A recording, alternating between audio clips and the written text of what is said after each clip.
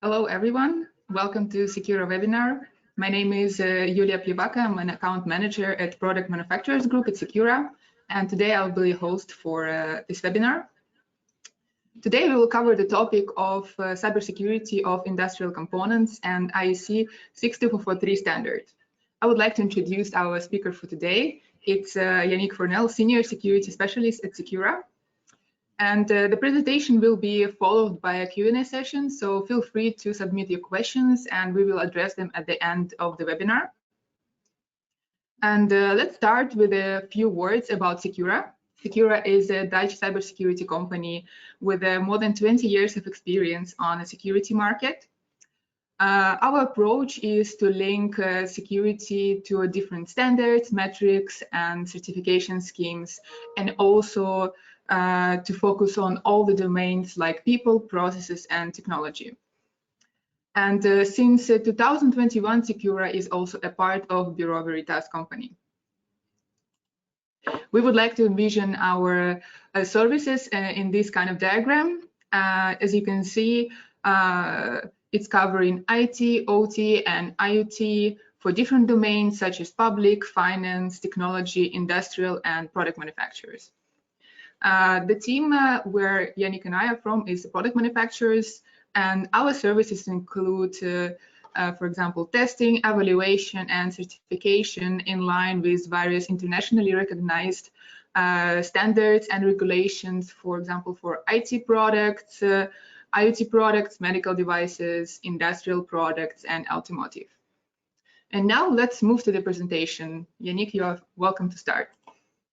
Thank you. So the main idea for this session is to walk through the main components and the main aspects of IEC 62443 and also share a bit of knowledge about what to expect during the certification process. So we do intend to stay at a pretty high level and not dive too much into the details. So if these details are what you're after, we can make use of the Q&A time at the end of the presentation, or you can also reach out to us and we'll be happy to find some additional time to get as nerdy as you want about 62443. So getting started with a sort of a refresher on what is IEC 62443 and what it covers. During this presentation, there is one term that will keep coming back and back again, which is Industrial Automation Control System, or IACS. This is something that you may have heard it referred to as cyber physical system. And so the initially IEC 62443 was developed to secure this industrial automation control system in the industrial, let's say, process sector, mostly because that's where these IACs were generally found, in industrial processing sectors such as manufacturing, for example. And then that quickly expanded, let's say, to other critical areas such as transportation, power generation, and also a lot of other critical infrastructure. And then this standard gained more and more traction, mostly because, let's be honest, IT standards usually don't work that well with the operational technology world.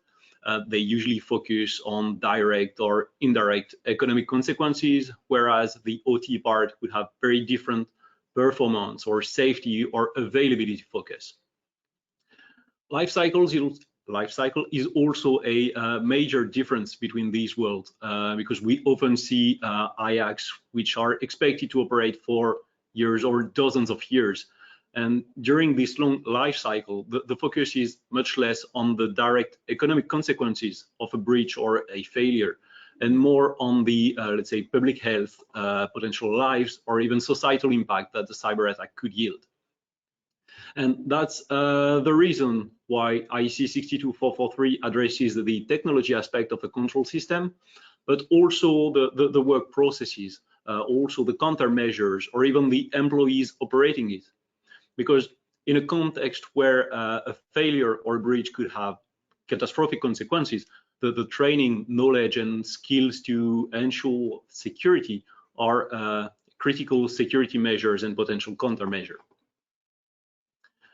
Finally, it really operates under the principle that if the OEM and operators identify what's most valuable, what requires the greatest level of security, they will be able to focus their effort on securing these crown jewels, focusing on the core objective, whether it's protecting against external attacks, for example, but also ensuring continuity of operation or fail-safe mechanisms, or what have you. So based on these principles, and since the OT world expects or requires a high level of confidence in the implemented security measures, it gave birth to a certification scheme that covers different areas of operation technology. So this IEC 62443 is sort of an overarching reference of standards, technical reports, technical specifications, which cover a wide array of content. It starts with generic consideration to make sure that we're defining the assumption and hypothesis that we're going to operate under. This is what you can see on the general part at the top of the slide. Then it defines the policies and the procedures that should be implemented around the operation of industrial automation control system, the policies and procedures part. Then it does dive deeper into the technical consideration of how components will interact with each other. So that's the system part. And finally, it defines the requirements that apply to specific components and also how they are going to be developed. So in this case, these components are sort of the basic blocks of a system. So the focus for today will be on the standards that are marked with a stamp in this slide, corresponding to the standards for which certification can be pursued.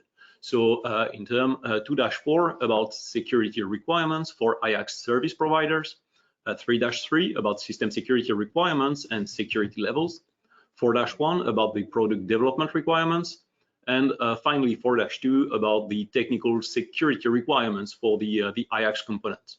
So we will discuss in more details about each of these, but first let's see who can pursue these the certification according to these standards.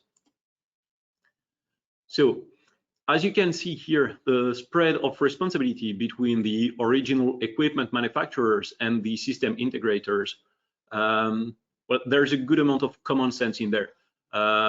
Because, for example, only OEMs can implement proper software development lifecycle to rule how components will be developed. Only the OEMs can define how these components will actually interact with one another to form a complete IAC.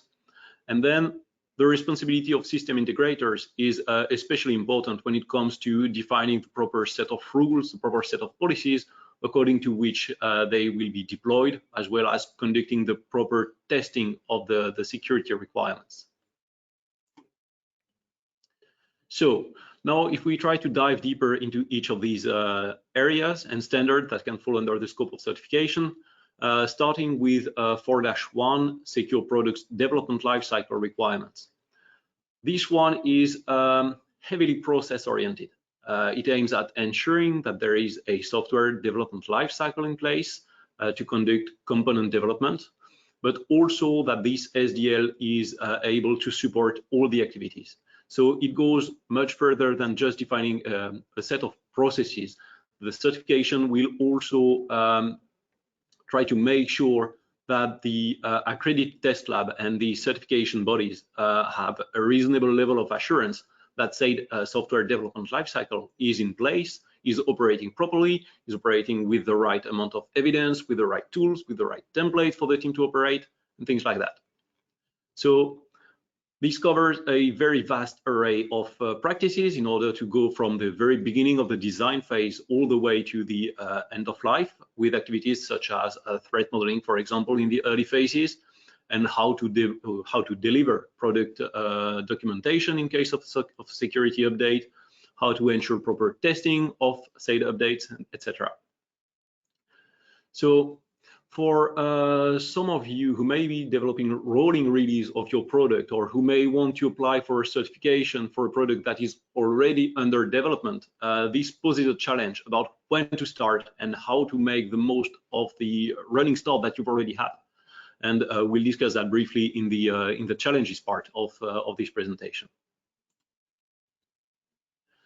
So moving on to 4-2, the technical security requirements for IX component.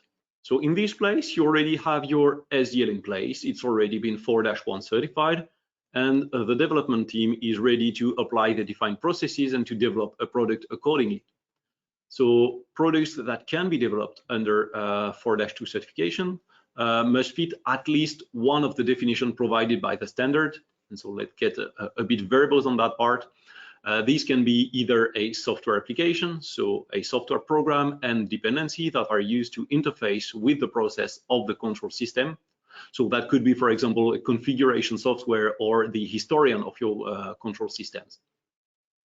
It can also be an embedded device, so a special purpose device running embedded software designed to directly monitor, control, or actuate an industrial process. It can be a host device, so let's say a generic purpose device running an operating system who's capable of hosting one or more software applications, data stores, functions from one or more suppliers. So, for example, if you intend to rely on a commercial operating system to host your software application, this implies that you need to make sure that this operating system implements the proper security mechanisms to help you secure the complete deployment. The final type of component that can fall under this type of certification is a network device, which is defined as a device that facilitates data flow between devices or restrict the flow of data, but may not directly interact with a control process. So your standard OT-oriented firewall, for example, would fall under this definition. The 4-2 standard also mandates a lot of testing to ensure that the advertised security mechanisms work as expected and that the technical requirements were properly implemented during the development lifecycle. So that covers, for example, the user authentication part, but also the robustness and the load and other aspects that you can see listed on this slide. Finally, something that's also important, the scheme provides 4 certification levels for a component, which offer, say, increasing levels of security assurance, numbered from 1 to 4. And this targeted security capability level will be part of the certification that is issued for 4-2. Now, your SDL is in place, your components are developed, are available, and we can start talking about system security assurance with 3-3, system security requirements, and security levels. So this is once more a set of criteria to fulfill when you pursue 3-3 certification. First of all, the control system must consist of an integrated set of components. What this means is that if you only have one single component in your deployment, for example, then that's just a component, that's not a system. Then the second criteria is that the control system may include hardware or software from multiple manufacturers, but it needs to be available as a single offering from a single supplier and supported by a single supplier. On top of that, it requires that the control system is under configuration control and under version management. And this is sort of a disclaimer by IEC to say that if your system is not using configuration control and version management, you won't be able to achieve certification anyway, so don't spend energy on pursuing it at the moment. Something interesting is also that there is no requirements about sizing or scalability. So both fixed size and scalable deployments can be certified under a 3-3 scope. So 3-3 certification also relies on 3 main categories of requirements with regards to software development lifecycle assessment, which would be kind of similar to 4-1 that we discussed earlier, functional security assessment, and finally the vulnerability identification testing, which is the more hands-on part of certification. So these testing elements cover items such as the user authentication, authorization, the interfaces protection, and so on. Finally, what I think really showcases the risk-based approach that we briefly mentioned in the introduction is the fact that a system can actually consist of a mix of various zones of different security levels, because basically the scheme expects that in complex deployment, external communication may play much less of a role in ensuring the functional safety of the system than, for example, monitoring or actuation. Fourth part and last one for today, the Secure Service Provider Process Certification, which corresponds to the 2-4 standard security program requirements for IACS service provider. This part provides a set of requirements and about security capabilities for the IACS service provider that they can offer to the asset owner during both the integration and the maintenance activities. So these requirements are really focusing on processes, but these standards has a very nice side that is really straight to the point with somewhere like 15 pages of context and introduction and straight on to 50 pages of appendices with the actual requirements, starting with ensuring that you've got the right human resources put in front of the right roles, that they've been properly trained, but also covers subjects such as assurance, such as architecture aspects, and incident response, and so on. So, as with every certification, it's important to sort of weigh the benefits and the extra work that this will imply on the development teams to decide whether pursuing the certification is let's say aligned with the strategy.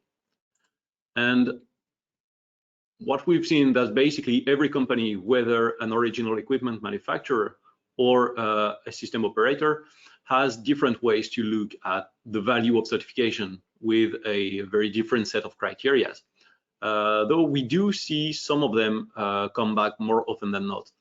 And these have to do with, for example, the zone of influence. So this certification that we're pursuing, will it be recognized in the main country, in our main country of operation, but also will it be recognized in other countries we operate in, and will it be recognized in countries where we may want to operate in the future?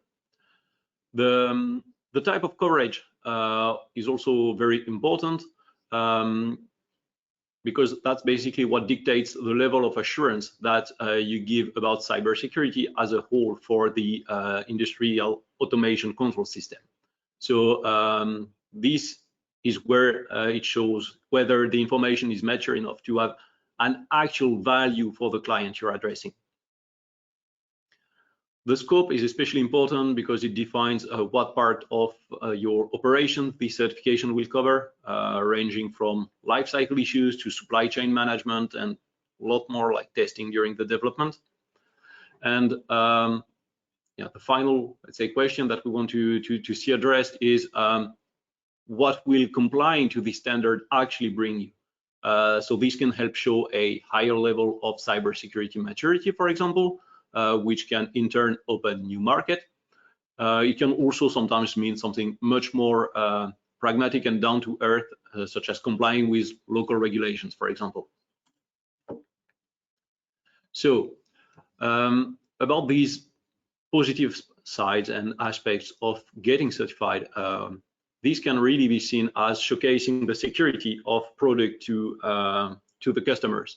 Especially in that context, IEC EE really pushes into 2-4 standards for OEMs and system integrators and asset owners to use these 2-4 compliance to negotiate contracts between all these parties. This also shows that you've been paying proper consideration for the whole life cycle of an IACS, from the very beginning of the design phase until the end of life. This can also be used to answer requirements by government institutions. So we've seen a growing number of OT-related cybersecurity incidents, and yeah, let's say in a tense geopolitical context, it can be especially important to showcase that you've paid proper due diligence with regards to cybersecurity of your operational technology, especially in critical areas such as power transportation. Finally, there is also one very nice thing about it, is that it really helps linking the maturity of the OT side with the IT side, mostly because the maturity level of IEC 62443 are in line with CMMI model. So this means that you can sort of bridge the gap for with regards to maturity between one side of your infrastructure and the other. Now, if we focus a bit more on the specifics of the certification scheme is operated by IEC, and our objective as a Bureau Veritas company is to provide a consolidated engagement team in approaching that, and as much as possible, a single point of contact for both the licensed test lab and the certification body to, let's say, make the communication that much more efficient. So in this situation, that means that two main companies play a role in that. The first one being LCIE, also part of Bureau Veritas, which plays the role of certification body. So they are the one allowed to actually issue the certification. And in order to decide whether this certification can apply, they rely on reports from a licensed test laboratory, which is the role Secura plays within the Bureau Veritas company. So yeah, one other thing that is worth mentioning, if that was not made clear from the previous part, if you want to pursue a 4-2 certification for a product, it needs to be developed in accordance with a 4-1 certified software development lifecycle, which may pose a few challenges that we'll discuss a bit later on. Now, with regards to the international recognition of this certification, you can see here a list of countries who are a member of IEC. So this gives you a very good insight on which countries will this certification be recognized with. But the nice thing is that the corollary is not necessarily true because IEC 62443 is also recognized by countries that are not member of IEC. And this clearly shows when you go through, for example, US-centric or European-wide frameworks that refer back to IEC 62443 as an efficient way to address the cybersecurity of the OT environment. Now, we thought it might also be interesting to have a look at what the actual certification project may look like from a communication and workload perspective. So everything starts with the agreement between a customer and a testing lab. So testing labs such as Secura in this situation. The idea is that this initial synchronization, this initial agreement will dictate how we interact during the whole of the compliance and certification roadmap. We can also link this initial agreement with a, let's say, an initial gap assessment in order to provide insight on the level of compliance of your actual existing processes and products with the requirements. Then, since the certification body will be the company in charge of issuing the certificate, their input on the mode of operation and the scope is obviously extremely important. We can really see these two initial steps as an opportunity to synchronize and to make sure that we all agree on the, let's say, on the fact that the approach makes sense and that we'll be able to deliver the most value in the end. And then we move on to the actual evaluation activities with first the intake of documentation and evidence, because as we mentioned earlier, this is a heavily process-oriented certification. So we expect to receive a lot of information, a lot of documentation, a lot of guidance on how you're actually going to implement all that, and also testing evidences and evidences that things were properly implemented, for example. So once we've got that documentation ready, then comes the time for the assessment, where the licensed test lab are performing the actual technical assessment on the product or reviewing the documentation that was provided early on. Then comes the audit and reporting, because these certification process also include a formal, let's say, interview step to make sure that the teams that will operate under the scope of certification are actually knowledgeable and ready to apply all these sets of processes. And then finally, the certification body decides whether a certificate of compliance can be issued. So this is really fine on paper, but in reality, we do often encounter some challenges when going through this process. And that's why we think it's important to share a bit of feedback about these. So for most of you, if not everyone, software development life cycles are already in place. They're already in use. So it's important to get a clear idea of how compliant they are to the IEC 62443-4-1, for example. So independence requirements will forbid both the licensed test lab and the certification body to provide some sort of advice or recommendation during the certification process. So it's very important to get this initial overview of what needs to be adjusted in the current software development lifecycle. Though one thing that we would like to highlight is that assuming you have the proper internal audit skills and capacity, this activity can actually be conducted internally. The main challenge that we see with that will be then to make sure that the people in charge of this internal audit have the proper level of trust and independence from the development teams to provide some unaltered vision of the situation and proper advice. For the second point, I try to make a parallel with the IT side of things. Not all companies who rely on ISO 27K, for example, will pursue certification. So this can imply that IEC 62443 can also be used as an inspiration and a source for cybersecurity best practices, for example, even if you don't go all the way through certification, or even if this certification step is pushed a bit further in time. Finally, the scope of certification is extremely broad and ranges from very process-oriented to very technical requirements. And I do think that IEC made very good work of making a lot of sense in IEC 62443, which really shows when you skim through it, though there is still a high amount of complexity within it, and driving compliance will likely require an internal IEC 62443 champion, someone who's able to adjust your processes and your tools to specific requirements, or also to sort of bridge the gap between the two, or even translate them from one side to the other. So we briefly mentioned maturity levels earlier. They're closely linked to CMMI, and they provide a good bridge towards the IT-centric frameworks.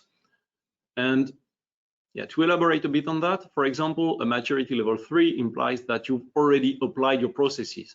So in the case of a 4-1 certification on your software development lifecycle, for example, ML3 would imply that you already developed a component in accordance to your SDL, and you have the proper evidence to support it. Though, if you apply these processes before being 4-1 certified, your component can't be 4-2 certified since it's not been developed following a certified software development lifecycle.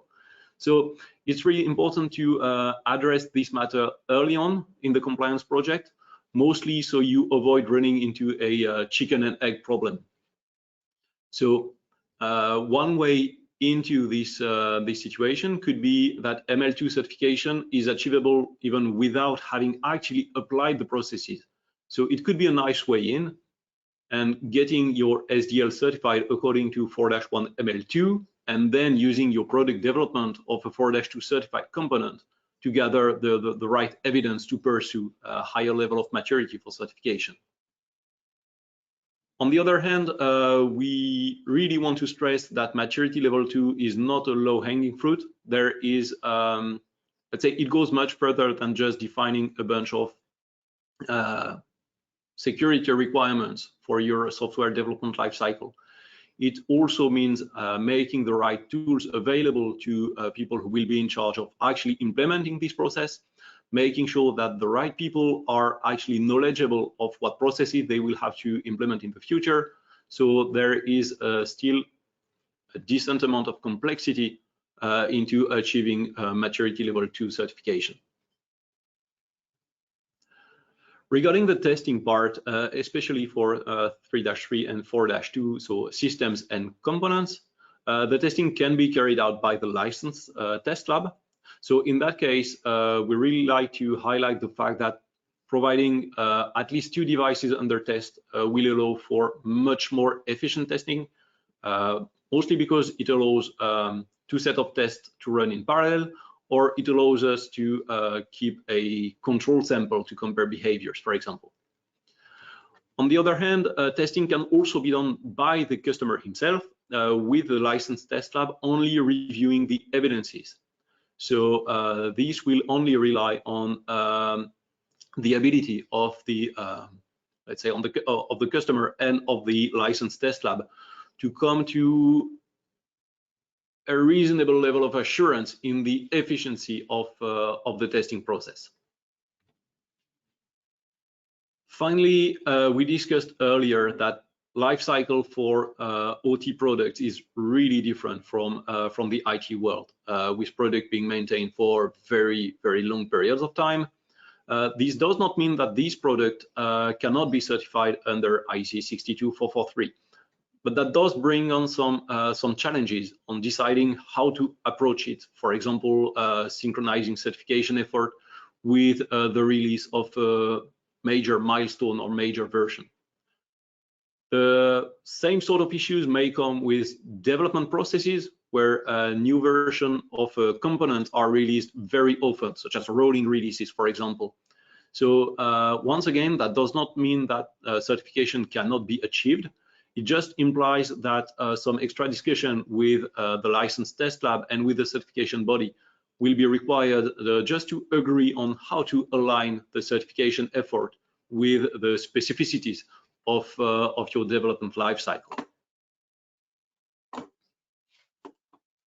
So in conclusion, we really do consider that IEC 62443 provides a comprehensive set of standards that allow to show cybersecurity maturity in the cyber physical domain from the very beginning of the development phase all the way through the operation.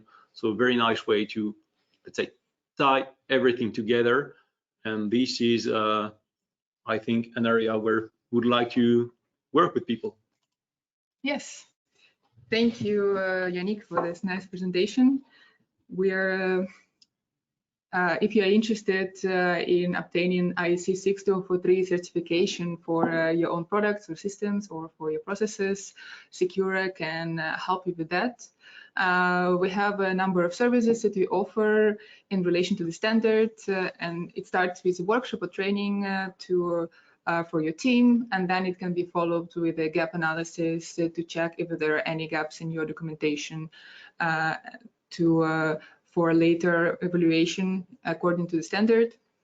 We can also provide a consultancy to address any found gaps, and in the end, we of course can provide the official evaluation and the certification in line with IEC 6243.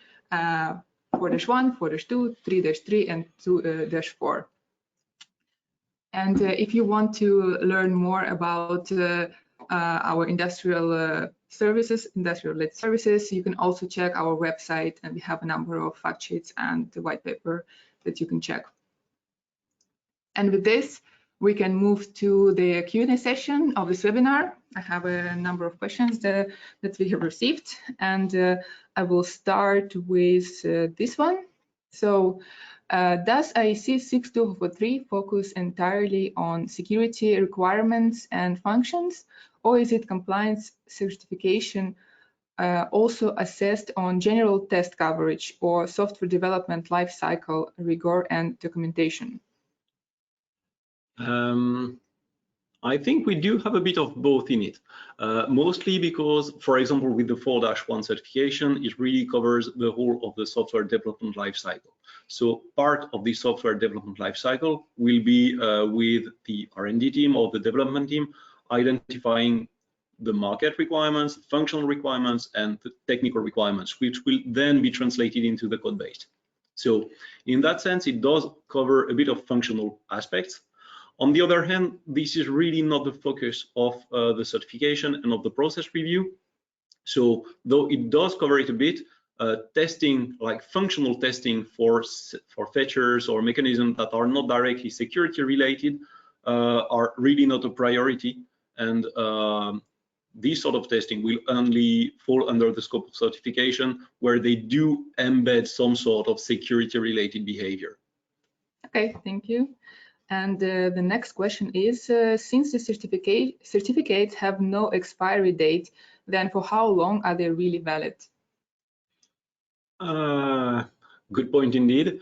First of all, I would say for no longer than how long you're putting that product on the market. And we do see, I mean, more and more these products coming onto faster and faster release cycle. So we're kind of done with the period where these products were put on the market and expected to operate just as is for the next 20 years. We now really embed these security update mechanisms or this generic update process within the way they are expected to operate.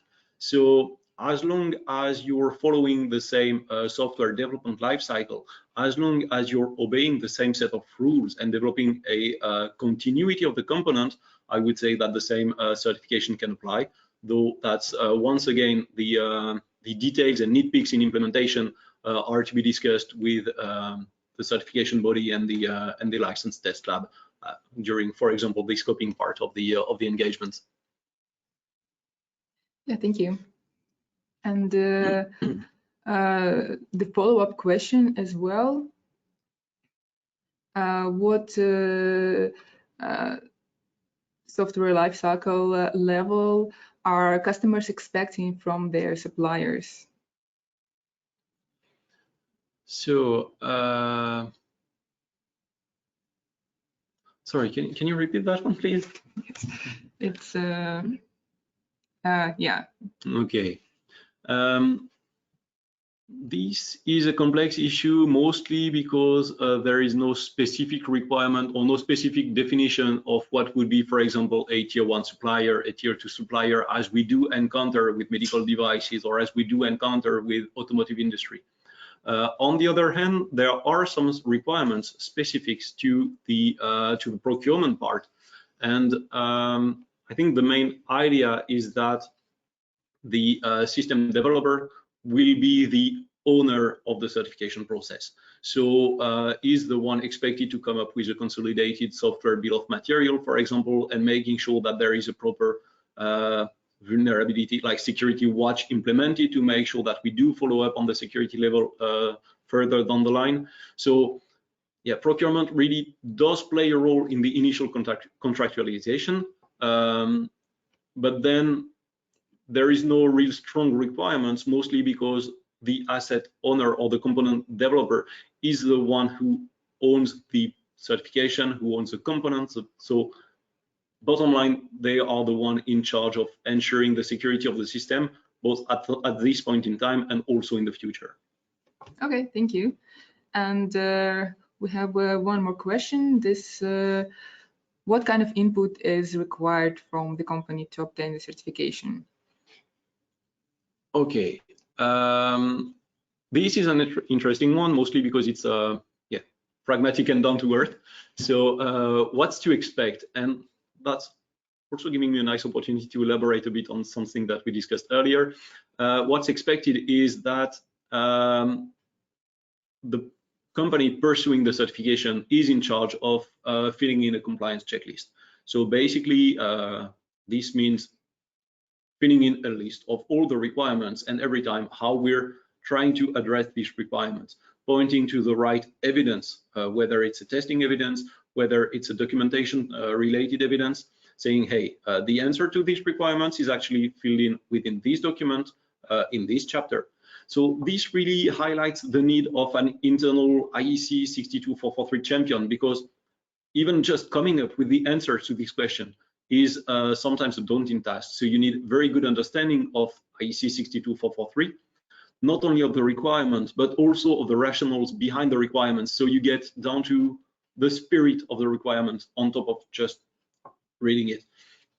And there is also one thing that may be worth mentioning with that regard is the relationship that we can make with other certification, because yeah, as we discussed one more time earlier, there are vast differences between the IT and the OT parts. On the other hand, there are some parts within, for example, the requirements about software development lifecycle, which relate to software code signing, or how the user documentation is generated and provided to customers whenever a new version is released. How you make sure that this version has not been tampered with, is secure, is properly tested. And this can have a high amount of overlap with other existing sort of documentation, things like an ISO 27K approach, or maybe a 27001 certification. So there is some amount of overlap for the generic IT processes, because basically conducting threat modeling won't be vastly different in one situation than the other. So there is a very interesting overlap to reuse some content, to gain a lot of time, and also a lot of consistency, a lot of quality in there. Though we also need to be honest with that, there is a lot of content that is heavily specific to the OT environment, heavily specific to the 62443 requirements.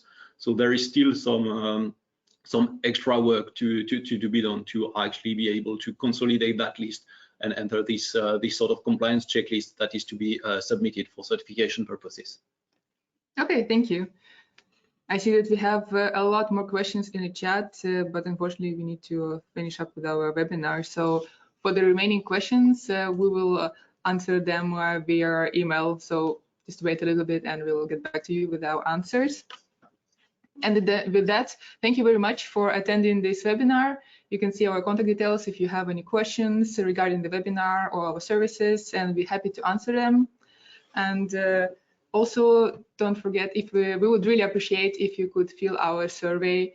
It will pop up on the screen right after this webinar is finished.